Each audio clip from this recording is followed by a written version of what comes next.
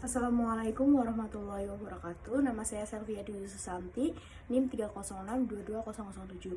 Di sini saya akan memaparkan hasil mind mapping saya. Perang Salib merupakan peperangan yang pernah terjadi antara orang-orang Muslim dan Kristen pada masa lalu. Perang tersebut disebut Perang Salib yang diklaim oleh orang Kristen sebagai perang suci karena ekspedisi militer Kristen, maka tanda salib sebagai atribut pemersatu dan sebagai simbol perang suci dalam menyerang dunia Islam. Menurut analisis penulis, penanda besar yang dipakai oleh orang Kristen sepenuhnya dipahami sebagai emosi keagamaan masyarakat Kristen. Dengan simbol salib, orang Kristen akan memahami sesama orang Kristen. Terbukti selama 3 periode di peperangan itu, orang-orang Kristen dan orang-orang Islam menang dan kalah silih berkandi di antara dua kelompok tersebut. Peristiwa penting dalam gerakan ekspansi Bani Saljuk adalah peristiwa Manzikar dalam tahun 464 Hijriah sampai 1071 Masehi yang populer dengan sebutan Revolusi Malazgirt. Serbuan yang gencar dari ekspansi yang dipimpin oleh Alp Arslan ini telah menempatkan Imperium Byzantium pada posisi yang tidak menguntungkannya. Kondisi ini memaksa pihak Bizantium meminta bantuan ke Uskupan Agung di Roma untuk menyelamatkan bumi Bizantium.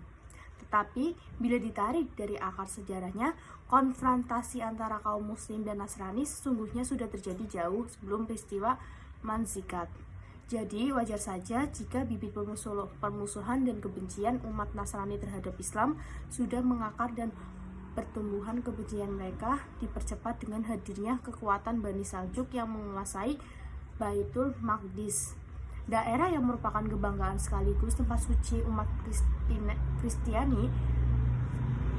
Kehadiran Bani Saljuk di Baitul Maqdis Yerusalem telah menghilangkan kemerdekaan umat Nasrani untuk berziarah ke sana. Peristiwa di atas memberikan gambaran bahwa konfrontasi antara kaum muslimin dan Nasrani kebanyakan dipengaruhi oleh unsur-unsur religius, dan motif ini pula yang didengung-dengungkan oleh Paus Urbanus II mengarahkan ke seluruh umat Kristiani di Eropa dengan memproklamirkan perang suci yang populer dengan sebutan Perang Salib. Peristiwa Perang Salib ini telah dibayar oleh umat Islam melalui perjuangan yang besar, dan pada sisi lain Perang Salib telah memberikan keuntungan bagi pihak Eropa. Diakui sendiri, para orientalis mereka mengatakan bahwa Perang Salib merupakan jembatan emas bagi tumbuhnya peradaban dan kebudayaan Barat di Eropa. Selanjutnya yaitu ada faktor-faktor dan sebab-sebab terjadinya Perang Salib. Yang pertama yaitu faktor agama. Hilangnya kemerdekaan umat Kristiani untuk beribadah ke Yerusalem. Kondisi ini merupakan kebijakan yang dijalankan pemerintah Bani Saljuk yang menguasai Yerusalem pada tahun 1076 Masehi. Padahal boleh dikatakan bahwa umat Kristiani sangat fanatik dan beranggapan bahwa berziarah ke makam Nabi Isa di Yerusalem merupakan amalan yang paling baik dan besar pahalanya. Bani Saljuk telah menjalankan kebijakan-kebijakan yang mempersulit dan bahkan menganiaya umat Kristiani yang akan berziarah ke Yerusalem. Kebijakan-kebijakan yang merugikan umat Kristiani ini terdengar sampai ke Eropa. Rakyat Eropa menjadi gempar, gusar, dan bersedih hati. Dan justru dari peristiwa ini menimbulkan semangat keagamaan dan loyalitas terhadap sesama umat Kristiani untuk memberikan perlindungan dan pembelaan. Mereka bergerak bersama untuk menuntut balas atas perampasan kemerdekaan dalam menjalankan ajaran agama mereka. Yang kedua selanjutnya yaitu ada faktor politik. Posisi-posisi kunci di sekitar Asia Kecil telah dikuasai Bani Saljuk dan bahkan dijadikan sebagai basis kekuatan dan pertahanan. Kondisi ini memposisikan kota Konstantinopel terancam akan jatuh ke tangan umat Islam. Untuk menghindari jatuhnya kota Konstantinopel ke tangan umat Islam, Kaisar Alexius, penguasa Bizantium, tidak memiliki pilihan lain kecuali meminta dukungan dan bantuan politik ke Uskupan Agung di Roma. Pihak Keuskupan Agung sendiri menyambut baik kerjasama ini karena mereka juga berkewajiban membela kepentingan agama. Di samping itu, sesungguhnya kepentingan politik bagi keuskupan juga sangat menggiurkan. Karena itulah, mulai pihak keuskupan mengatur rencana kerja perebutan kembali Baitul Maqdis. Tetapi anehnya, agenda mereka diawali dengan propaganda perang suci ke dunia Islam oleh Paus Urbanus II. Yang ketiga yaitu faktor agama. Adanya keinginan bangsa barat menguasai tata niaga di kawasan Laut Tengah sekaligus menjadikan kawasan tersebut sebagai sentral perdagangan di barat timur. Kawasan ini memang sangat strategis sebagai pintu pengembangan perdagangan ke arah timur melalui Laut Merah. Faktor ekonomi pula yang memotivasi masyarakat Eropa kelas rendahan karena mereka seringkali mendapat tekanan, dibebani berbagai pajak serta sejumlah kewajiban lainnya dari kerajaan dan gereja. Sehingga ketika mereka dimobilisasi oleh pihak gereja untuk turut mengambil bagian dalam perang salib dengan janji akan mendapat kebebasan dan kesejahteraan yang lebih baik bila dapat memenangkan peperangan. Di samping itu, mereka berharap akan mendapat keuntungan ekonomi di daerah-daerah yang ditaklukkan dari tangan Islam. Selanjutnya yaitu proses berlangsungnya perang salib. Pada periode pertama, tahun 1096 sampai 1144 Masehi. Seruan perang salib yang mengguncang dunia ini merupakan hasil kerja keras Paus Urbanus II dalam kampanyenya di kalangan Keuskupan Agung. Di samping itu didukung oleh kampanye yang sama di kalangan masyarakat luas yang dilakukan oleh seorang pengginjil bernama Petrus Amin. Petrus Amin sangat digencar dan aktif melakukan kampanye dan boleh dikatakan kampanyenya sukses menggugah emosi keagamaan masyarakat Eropa. Hasil kerja keras dari dua juru kampanye ini, perang salib yaitu Paus Urbanus II dan Petrus Amin, maka dimulailah pada tahun 1096, tepatnya musim semi, berkumpullah sebanyak 150.000 orang tentara Eropa yang sebagai besar berasal dari Prancis dan Normandia. Pasukan perang salib ini berkumpul di Konstantinopel. Dalam perjalanan mereka menuju Palestina melalui Asia Kecil, banyak pasukan bergabung sehingga jumlah pasukan menjadi 300.000 orang. Namun, sangat disayangkan, pasukan sebanyak ini tidak dapat menjalankan tugasnya dengan baik. Mereka banyak melakukan perbuatan brutal, perampokan, mabuk-mabukan, dan perzinaan pada tempat-tempat yang mereka lalui. Tindakan pasukan salib ini menyebabkan kemarahan bangsa Bulgaria dan Hongaria yang segera memberikan serangan hingga pasukan salib berantakan dan sisanya dihadapi langsung oleh pasukan Bani Saljuk.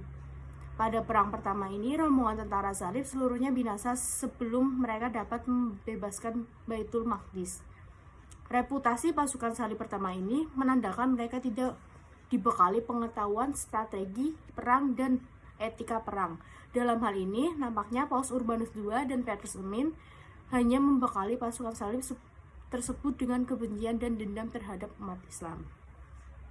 Hancurnya pasukan salib pertama segera disusul oleh bangkitnya pasukan salib berikutnya setahun kemudian, yaitu pada tahun 1097. Kali ini tentara salib menyeberang Selat Bosor memasuki Asia Kecil dan memblokade kota Nicaea, yaitu periode kedua pada 1144 sampai 1192 Masehi. Periode ini merupakan periode kebangkitan umat Islam setelah menderita kekalahan melawan kekuatan tentara salib yang dapat menguasai wilayah Syria dan Palestina pada tahun 1144 Masehi. Di bawah pimpinan Imad al-Din Zanki, tentara Islam berjuang dengan sungguh-sungguh merebut kembali beberapa kota yang jatuh ke tangan tentara salib.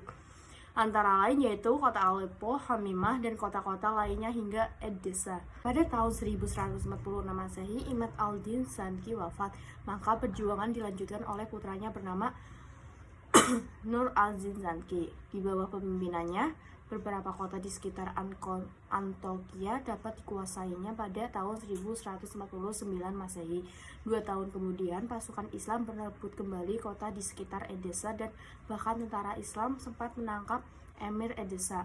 Selanjutnya, pada tahun 1164 Masehi, Nur al-Din Zanki berhasil menaklukkan kota Antokia dan menyandera Emir Bahman. III dan sekutunya Raymond III. Keduanya dibebaskan setelah membayar tebusan dalam jumlah besar. Peperangan dilanjutkan dengan mengarahkan tentara Islam untuk membebaskan Mesir dalam tahun 1196 Masehi. Jatuhnya daerah-daerah kekuasaan tentara Kristiani ke tangan umat Islam memancing emosi tentara salib untuk mengorbankan perang salib berikutnya. Akan tetapi gerakan mereka mendapat perlawanan sengit dari pasukan Nur al-Zinzaki, nasib pemimpin tentara salib Louis V dan Konrad II melarikan diri dan pulang ke negerinya. Periode ketiga pada 1193 sampai 1291 Masehi. Skala prioritas pasukan salib pada periode ini adalah menguasai Mesir.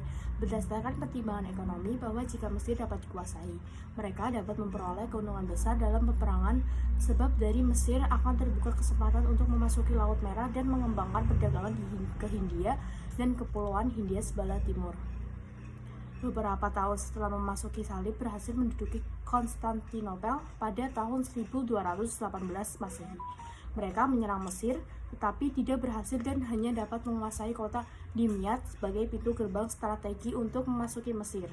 Dalam tahun 1229 Masehi, pemimpin tentara salib Frederick mengadakan perundingan damai dengan Malik al-Kamil, penguasa Mesir dari dinasti Ayyubiyah.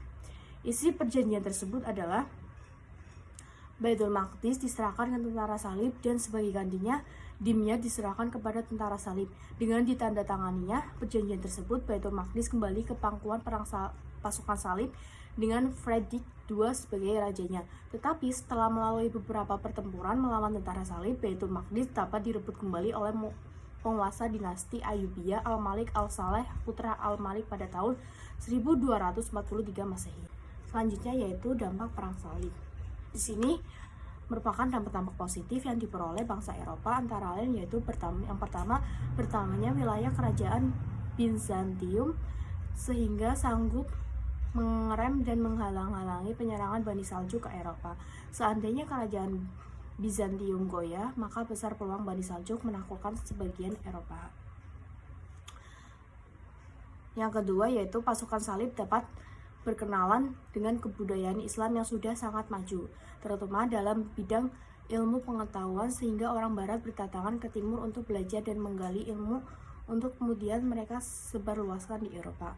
Yang ketiga, manusia mulai kritis terhadap berita-berita pembukaan negeri baru yang dibawa oleh kaum salib ke Eropa. Sebagai bukti keinsafan mereka itu ialah perjalanan Marco Polo dalam mencari benua Amerika di abad ke-13 sebagai langkah awal bagi perjalanan Columbus ke Amerika pada tahun 1492. Yang keempat yaitu ada kontak perdagangan antara timur dan barat semakin pesat. Mesir dan Syria sangat besar, artinya bagi lintas perdagangan barat, kekayaan kerajaan dan rakyat kian melimpah ruah. Keadaan seperti ini kian tahun bertambah pesat sehingga membuka jalan perdagangan sampai ke Tanjung Harapan, dan lama-kelamaan perdagangan dan kemajuan timur berpindah ke barat.